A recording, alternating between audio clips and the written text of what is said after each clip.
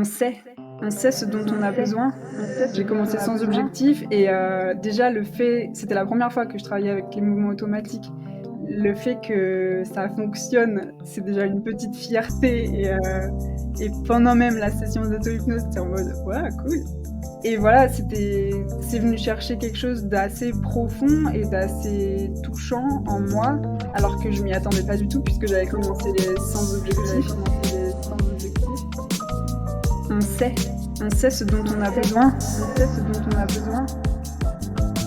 Aujourd'hui, on se retrouve pour le tout premier épisode d'Hypnose et Psyché au format interview, où nous allons nous pencher sur le sujet captivant de l'auto-hypnose, en compagnie d'une autre Jen Jallier, qui a intégré cette pratique dans son quotidien et qui semble en tirer pas mal de bénéfices.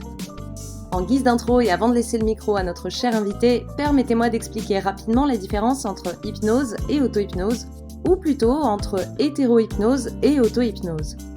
Contrairement à l'hétéro-hypnose où un hypnotiseur guide une autre personne, en auto-hypnose, la personne se guide elle-même dans l'expérience hypnotique. Soulignons qu'écouter un audio d'hypnose sur YouTube, eh bien, ce n'est pas de l'auto-hypnose, ça reste de l'hétéro-hypnose car c'est toujours quelqu'un d'autre qui vous guide.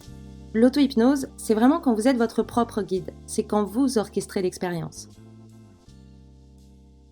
Alors Jen, bienvenue et merci beaucoup d'être avec nous aujourd'hui. Avant qu'on entre dans le vif du sujet, est-ce que tu pourrais te présenter pour nos auditeurs ? Merci déjà de m'avoir invitée et merci pour ta confiance. J'ai 29 ans, je suis solopreneuse, j'ai créé mon entreprise il y a 6 ans et demi maintenant. Ma marque de bijoux artisanaux, symboliques et holistiques que je fabrique moi-même à la main, ayant une, formation en bijouterie joaillerie.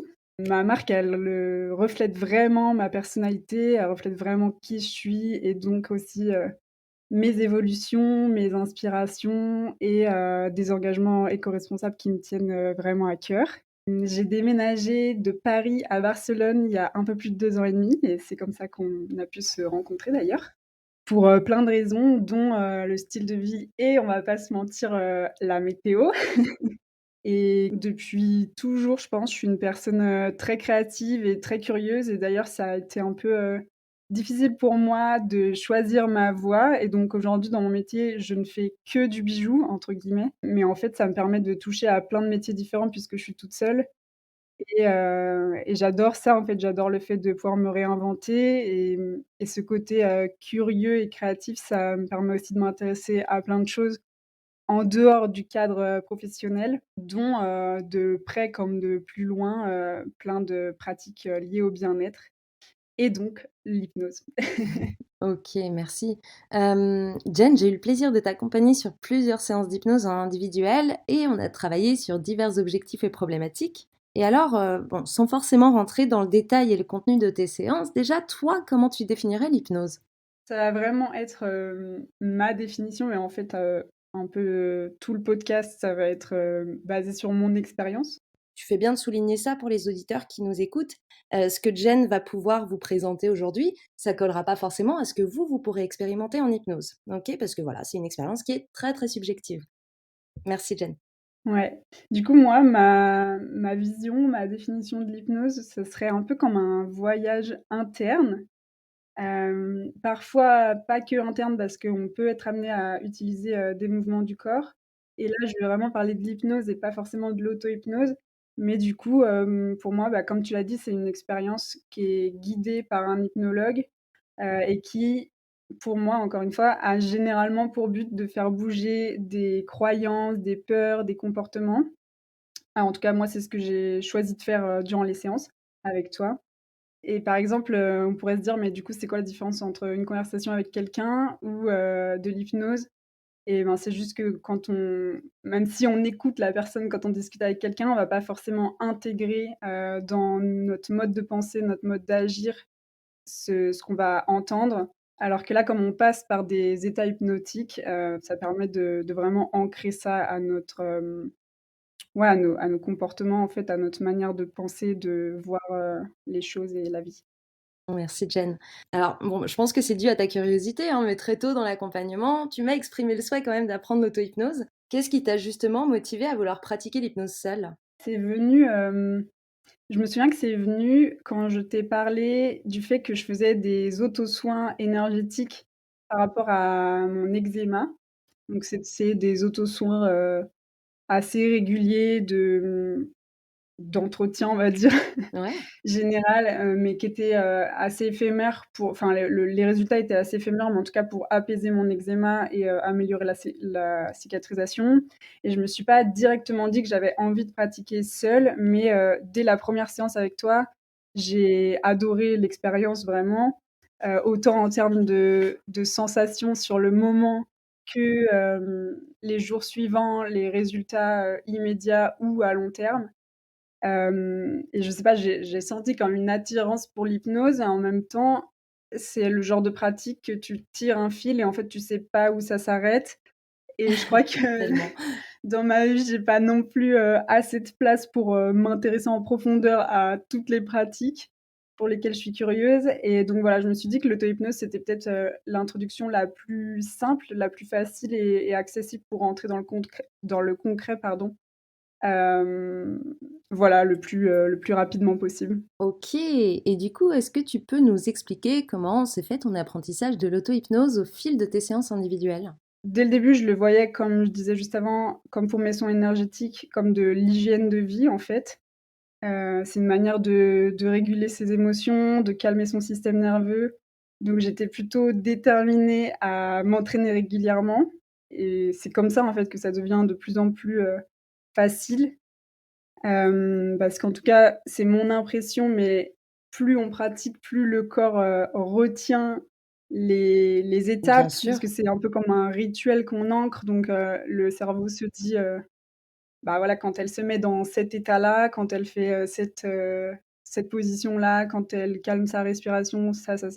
Je vais pas rentrer dans les détails, mais c'est que, elle veut, faire de l'auto-hypnose ou qu'elle veut rentrer dans un état hypnotique. Donc voilà, c'est devenu de plus en plus, facile pour moi de pratiquer et rapide aussi de rentrer, en état, d'auto-hypnose. Ouais. Tu as remarqué justement qu'au fil du temps, au fil de tes sessions d'auto-hypnose, c'était des choses que tu arrivais à faire plus facilement, entrer dans des états modifiés de conscience? Ouais, carrément et plus je dirais pas, enfin oui, ça va ensemble, mais c'est surtout en termes de rapidité, où au début ça pouvait me mettre, un peu plus de temps alors que maintenant, franchement, en 1 minute, et c'est ça que je trouve génial aussi, c'est que c'est même pas une histoire d'environnement parce que, bon, tu le dis très bien pendant les séances guidées, mais même avec des bruits extérieurs et moi j'habite dans un endroit qui est assez bruyant d'ailleurs, on peut faire de l'auto-hypnose même dans le métro en fait, c'est ça qui est dingue. Et pour revenir, à ta question, parce que je me suis un peu éloignée, hem, la les premières fois du coup que j'ai testé, l'auto-hypnose, j'ai essayé de me souvenir des sensations que je ressentais au début des séances avec toi, de certains mots que tu avais employés, de ta voix aussi. Je me souvenais de certaines phrases de confusion, mais alors vraiment de manière très, très floue et d'ailleurs, elles sont toujours floues, mais je me fais mon auto-confusion à ma manière. Confusion que j'utilise beaucoup. Alors simplement pour nos auditeurs, la confusion, qu'est-ce que c'est? C'est venir un petit peu embrouiller le cerveau, pour créer une sorte de voilà, de confusion et juste après ça, on vient placer des suggestions et ces suggestions-là prennent généralement un peu mieux puisque le cerveau est déjà dans un état un petit peu de bug et va se raccrocher à la prochaine phrase qui fait sens, en fait. Ouais et du coup, je me souvenais aussi, d'un décompte que tu avais fait. Mais alors c'est pareil, ça reste, très flou et encore aujourd'hui, je fais pas un vrai décompte, de 20 à 1.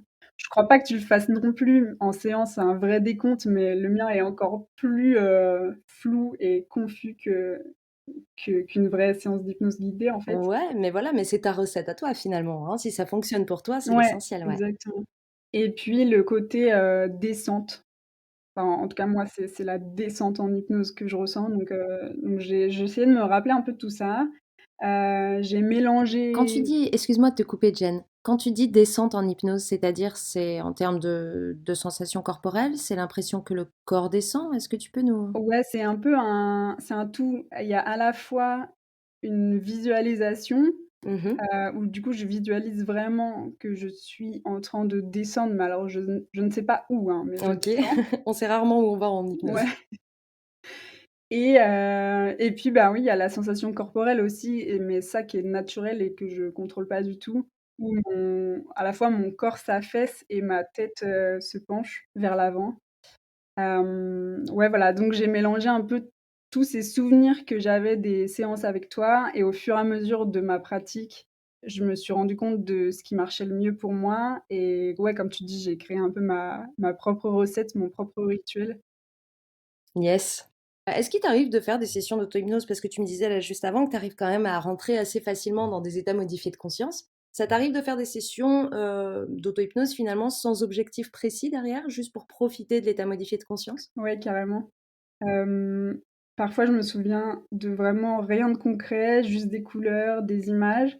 Parfois il y a un message, j'y vais sans objectif précis et là il y a un message super limpide qui vient à moi et soit à ce moment-là, je décide en cours de route de travailler dessus, d'adopter cet objectif en fait. Soit j'interprète quelque chose mais pas assez clairement et dans ce cas, je décide après ma session d'auto-hypnose si j'ai envie de continuer de travailler sur cet objectif-là Ouais. ou si je trouve que c'est pas suffisant à mon goût ou si je me sens pas, assez objective, ou capable d'aller en profondeur sur ce sujet et que ça me tient à cœur et que je sens que j'en ai vraiment besoin et ben là, je te demande de faire une séance. Pour une séance en individuel. Non, mais ouais, c'est Ouais. super intéressant parce que même si, parfois on peut faire des sessions d'auto-hypnose sans objectif thérapeutique, précis, on peut avoir de très belles pistes finalement de travail qui ressortent.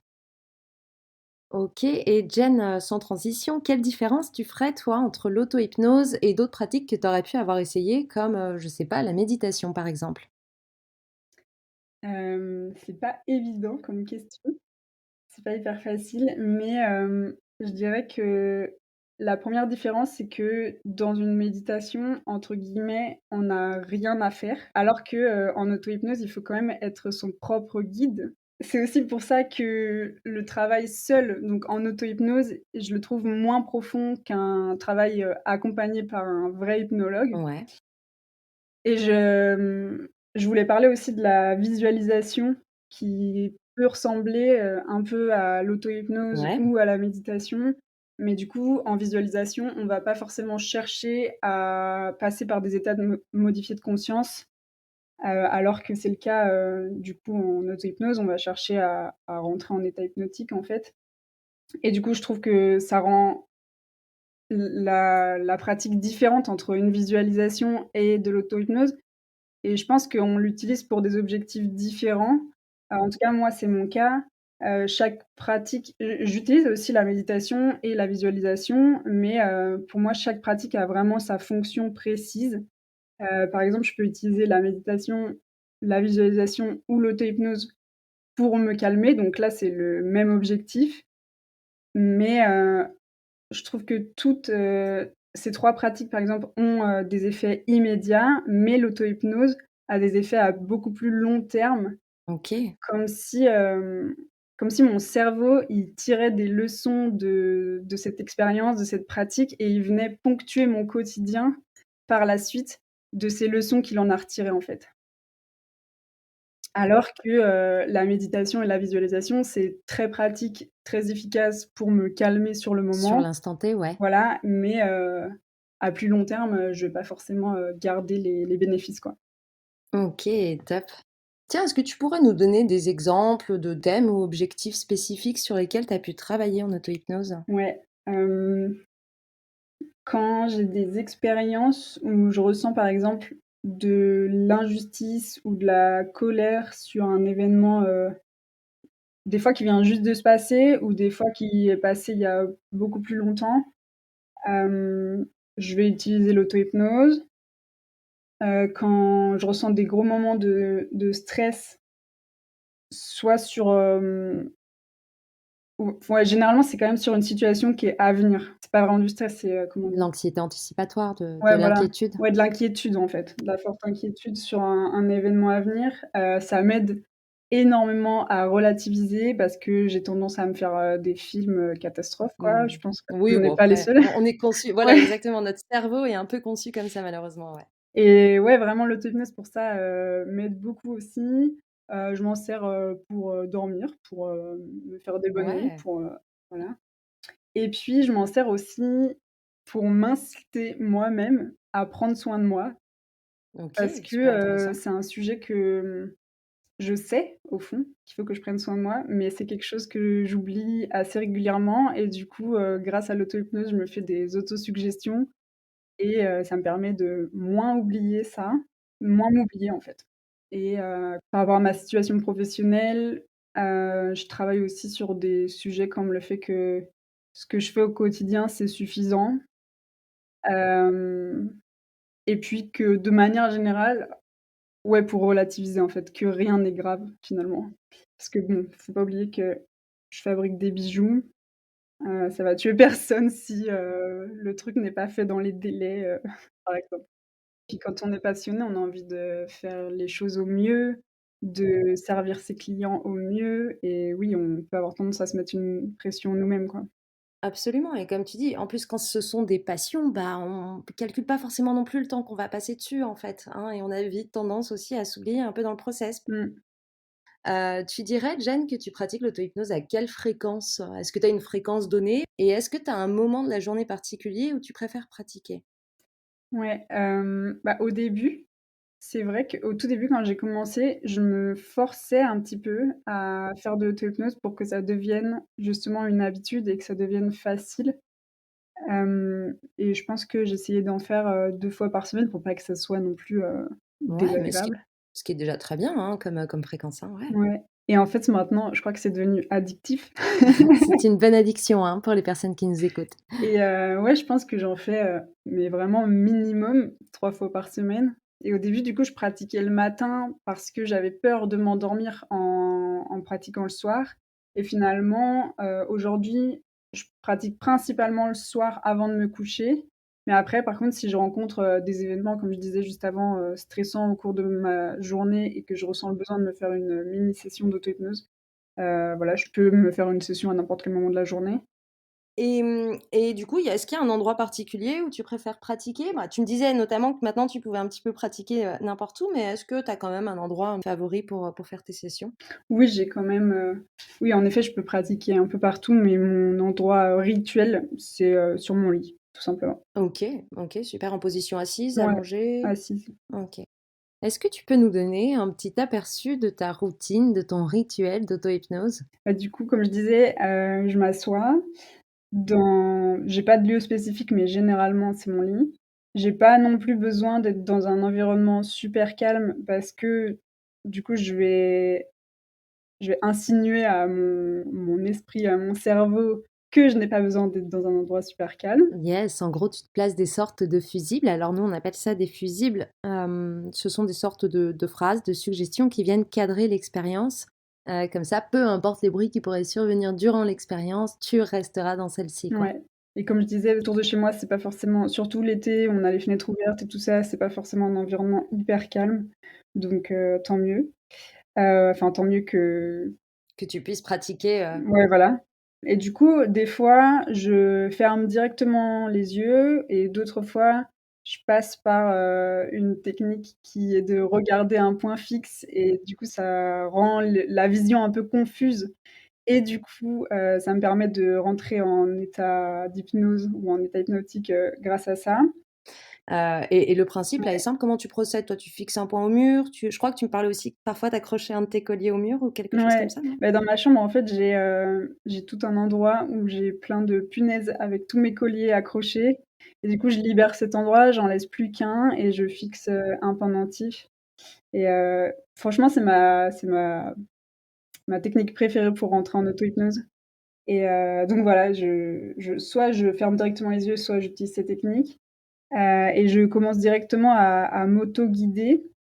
C'est assez spécial à décrire parce que, à la fois je suis consciente que ça vient de moi-même, que je m'auto-guide et en même temps, j'ai pas du tout besoin de forcer, de réfléchir à ce que je m'auto-induis.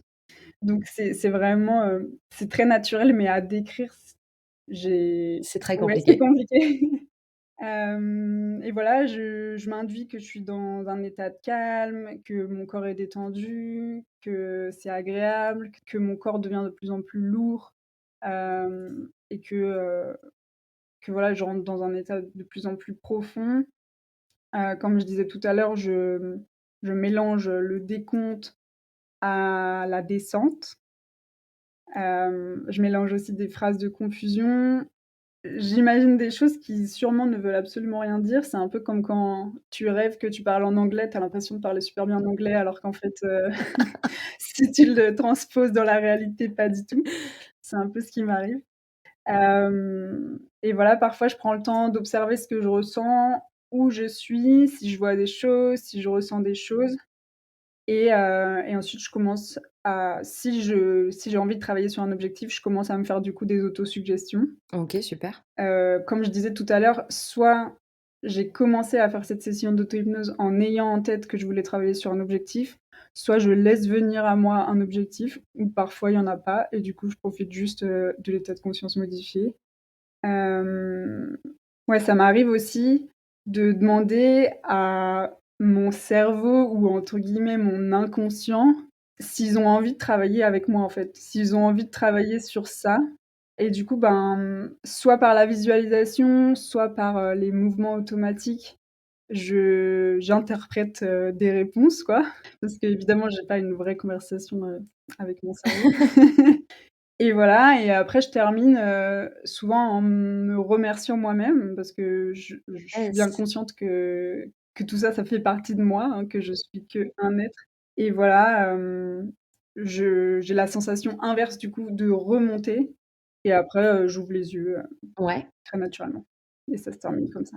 Cette sensation-là inverse de remonter, donc pareil, tu te fais des autosuggestions pour commencer à sortir de ton état modifié de conscience ou ça se fait plutôt spontanément une fois que tu as l'impression que l'objectif du coup a été travaillé? Ouais, ça se fait hyper spontanément. Peut-être qu'au début, je m'en souviens pas trop, mais peut-être qu'au début de ma pratique, je me faisais des autosuggestions de: «Bon, bah, c'est OK, on va remonter, quoi».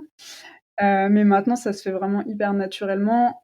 Comme je disais, au tout début, je pense que le cerveau, il ancre, un peu les étapes et du coup, il sait aussi bien quand on va rentrer en état de modifié de conscience ou quand on va rentrer en état hypnotique que quand on va en sortir, en fait. J'imagine que c'est variable, mais en moyenne, tu dirais que tes sessions d'auto-hypnose, elles durent combien de temps? Entre 10 et 25 minutes, mais en général, c'est quand même, le plus souvent 15-20 minutes. OK. Est-ce que tu as comme ça en tête une expérience particulièrement significative ou marquante que tu aurais pu vivre durant une session d'auto-hypnose? Ouais, je me souviens que je t'en ai parlé d'ailleurs, pas longtemps après cette session. En fait, j'ai commencé du coup une session d'auto-hypnose en voulant travailler avec la technique des mouvements automatiques, avec mes mains, enfin une de mes mains, mais sans objectif OK. et finalement, sur le coup, durant la session, j'ai pas travaillé sur l'objectif qui m'est venu à ce moment-là. Enfin, c'est pas venu sous forme d'objectif, mais en fait, j'ai vraiment eu cette sensation de: «En fait, tu as de la valeur et tu estimes pas du tout ta valeur en tant que personne, mais par rapport aux choses que tu fais» et c'était comme un besoin un peu urgent de détacher mes actions de ma valeur, en fait. Et juste me dire que, le fait d'être suffisait, en fait, à être légitime. Donc voilà, ouais, j'ai commencé sans objectif et déjà le fait c'était la première fois que je travaillais avec les mouvements automatiques. Ouais. Le fait que ça fonctionne, c'est déjà une petite fierté et pendant même la session d'auto-hypnose, tu es en mode: «Waouh, cool» et hem et voilà, c'est venu chercher quelque chose d'assez profond et d'assez touchant en moi, alors que je m'y attendais pas du tout puisque j'avais commencé sans objectif. Et ouais. Et donc après ça, c'est quelque chose que je t'ai demandé qu'on travaille, ensemble en séance individuelle. Ouais, ouais, ouais. Non, c'est magnifique en tout cas ce qui est ressorti. D'où l'intérêt aussi parfois de faire un petit peu de l'auto-hypnose en mode expérimentation, sans forcément un objectif précis, parce qu'on a quand même rarement rien qui ressort. Ouais et puis finalement, on sait on sait ce dont on a besoin et même si comme ça, en y pensant, de manière, consciente, on n'a rien qui nous vient en tête, à l'intérieur, que ce soit notre cerveau, notre corps ou je sais pas comment appeler ça, mais on sait. Ouais, ouais, ouais, carrément et ça vient montrer aussi que, bah, en hypnose, le taf, c'est vous qui le faites. Du moins, ça, c'est mon approche. Nous, les hypnos, on vient pas ajouter quelque chose de nouveau. On vient pas vous donner des réponses. Vous trouvez vos questions, vos axes de travail et vos réponses. Ouais, c'est ça. Bon, tu en as parlé un petit peu, tout à l'heure, mais tu remarqué quoi, toi, comme changement ou amélioration dans ta vie depuis que tu pratiques l'auto-hypnose? J'en ai remarqué beaucoup. Mais je crois que la principale, c'est vraiment que je fais moins j'appelle ça des crises de trop. En fait, et je pense que enfin, c'est pas je pense, c'est une certitude, c'est lié à mon travail. Parfois, j'ai tellement de choses à faire ou en tout cas je peut-être que c'est moi qui me les impose, hein, mais c'est comme si j'avais une to-do list, à rallonge et mes crises de trop, c'est qu'avant ça, avant de pratiquer l'auto-hypnose, j'avais tendance assez régulièrement à paniquer et donc à me sentir, paralysée et avoir vraiment l'impression que je m'en sortirais jamais, que j'arriverais jamais au bout de cette, to-do list, d'avoir l'impression d'être sous l'eau. Alors que maintenant, du coup, je re ça m'a vraiment permis de relativiser et je me dis: «OK, en fait, je vais juste prendre les choses une par une. Je fais de mon mieux et rien n'est grave» et du coup, voilà, je me sens beaucoup plus calme et tout se déroule de manière beaucoup plus fluide. Physiquement aussi, je me sens moins tendue et ça, c'est autant par, les séances en hypnose individuelle avec toi qu'en auto-hypnose où j'ai beaucoup travaillé sur, mes épaules. Parce que c'est aussi symbolique, les épaules, on porte beaucoup sur notre dos, sur n enfin voilà, un poids, comme la charge mentale un peu et du coup, ouais, physiquement, je me sens aussi beaucoup plus détendue et je dirais que ça me permet au quotidien de mieux profiter de l'instant présent plutôt que de tout le temps s'inquiéter de ce qui pourrait arriver. Et d'être projeté dans l'avenir, Ouais, c'est ça, de ce qui pourrait arriver de mauvais, en fait, de mal et ouais, voilà, ne rien peut-être pas ne rien, mais en tout cas moins anticiper et plus profiter de maintenant, quoi. ouais et peut-être, anticiper, mais d'une manière un petit peu plus objective et non Ouais, pas c'est ça. teintée, de certaines peurs ou de la pression du moment, quoi. Ouais et des scénarios catastrophes comme je disais tout à l'heure, Et ouais, ouais, c'est vraiment, le mot principal, c'est, relativiser, vraiment. yes.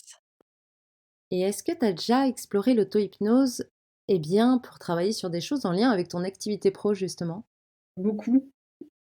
En réalité, comme je disais, mon entreprise, elle représente vraiment qui je suis, elle représente vraiment ma personnalité et c'est une énorme part de ma vie. Je vais être honnête avec moi-même et ouais, du coup, j'ai travaillé sur des notions comme le fait que je suis capable, en fait, d'être chef d'entreprise, que je fais de mon mieux et que c'est parfait comme ça et que, il vaut mieux prendre les choses une par une, plutôt que de s'inquiéter de la masse de choses à faire et du coup, moi j'avais comme je disais, quand je me sentais paralysée, en fait, c'était de la procrastination. J'avais tellement peur de pas y arriver que du coup, ben enfin, c'est pas que je préférais, mais la seule option qui s'imposait à moi, c'était de procrastiner à cause de cette peur. Donc ouais, j'ai travaillé sur, des choses comme ça par rapport à mon activité professionnelle et ça m'aide beaucoup, vraiment. OK, OK, top, merci Jen. Est-ce que tu aurais des conseils pour nos auditeurs qui souhaiteraient commencer leur propre pratique d'auto-hypnose? Ouais, je pense que enfin, je suis personne pour, donner des conseils, mais le meilleur conseil que je pourrais donner, en tout cas moi, faut d'abord faire une première séance, en individuel avec un hypnologue, enfin une séance, d'hypnose guidée parce que ça sera plus facile de repérer, en fait, les étapes et les situations, de voir, comment notre, corps réagit à l'hypnose et aussi d'ancrer les états de modifié de conscience et de se dire: «OK, c'est ça un état modifié de conscience» et aussi de personnaliser le plus possible votre pratique. Plus ça sera à vous, plus vous irez vers les choses qui marchent pour vous et pas les choses qu'il faut faire ou qu'on vous a dit qu'il fallait faire, mieux ça fonctionnera en fait parce que ce sera plus naturel, vous améliorerez votre pratique plus rapidement et plus facilement, ce sera plus fluide, quoi. Donc ouais, personnalisé à fond. Ouais, totalement d'accord. Et Jen, mis à part mon invitation, qu'est-ce qui t'a motivé aujourd'hui? Qu'est-ce qui t'a donné envie finalement de partager ton expérience de l'hypnose et de l'auto-hypnose avec nos auditeurs? Alors moi, j'ai découvert l'hypnose parce que j'avais de l'eczéma dont je voulais me débarrasser parce que ça faisait trop longtemps que ça durait et c'est un ami en fait qui m'a enfin je connaissais déjà l'hypnose mais j'y avais jamais vraiment pensé, et c'est un ami qui m'a dit: «Ah, tu testé l'hypnose pour ton eczéma et tout?» «Non, j'y ai jamais pensé». Et donc j'ai commencé à chercher des hypnologues, sur Barcelone, je t'ai trouvé, tu t'appelais Jen, alors je me suis dit: «OK, c'est parti». Et voilà, du coup, j'ai commencé comme ça et en fait, déjà, je n'ai plus d'eczéma donc grande victoire. Mais tout de suite, avant même d'être persuadée que ça allait m'aider pour mon eczéma, je suis tout de suite tombée amoureuse de la pratique, parce que je trouve que le champ des possibles est infini avec l'hypnose, quoi. En tout cas, il est immense et comme je disais, je crois, au tout début, du podcast, pour moi, c'est vraiment de l'hygiène de vie et surtout l'auto-hypnose, c'est gratuit, quoi.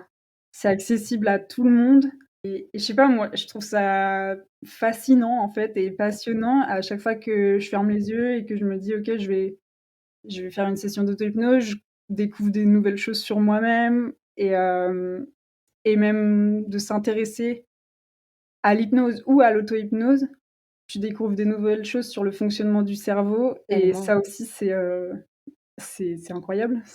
Bah, carrément, et en plus, tu vois, tu me fais la juste transition pour ma question suivante. Justement, est-ce que ta perception de la psyché humaine ou de l'esprit humain, a changé depuis que tu pratiques l'hypnose et l'auto-hypnose? Ouais, souvent, enfin en tout cas c'était mon cas, on a tendance à se prendre la tête, à se dire, «Pourquoi je suis comme ça? J'aimerais bien ne pas m'inquiéter pour tout ça, des fois pour rien».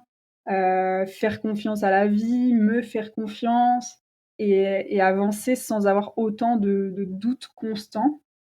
On peut aussi avoir tendance à se comparer, à se dire que l'herbe est plus verte, à côté, que, voilà, que les autres sont toujours meilleurs, qu'ils y arrivent mieux que nous et tout ça et en fait, vraiment l'hypnose, ça m'a permis de me rendre compte qu'on n'est pas notre propre ennemi, quoi et qu'au contraire, on est notre meilleur ami. Que notre cerveau est notre meilleur ami et qu'il faut juste lui donner un mode d'emploi, en fait et lui Ouais, une donner la marche à direction. suivre. Ouais, c'est ça et que du coup, il y a pas de fatalité et que c'est comme si, c'est de la pâte à modeler un peu. Tout est modulable Mais c'est et tellement je de trouve ça. que ça donne énormément, d'espoir et un état d'esprit beaucoup plus positif sur, dès qu'il y a un petit problème qui nous arrive, dans notre vie ou que voilà. OK, top. Je crois que ça fait une très belle fin pour cet épisode de podcast. J'en ai fini avec mes questions. Merci infiniment, Jen. Pour les auditeurs qui auraient envie de voir tes créations, où est-ce qu'ils peuvent te trouver ou te suivre?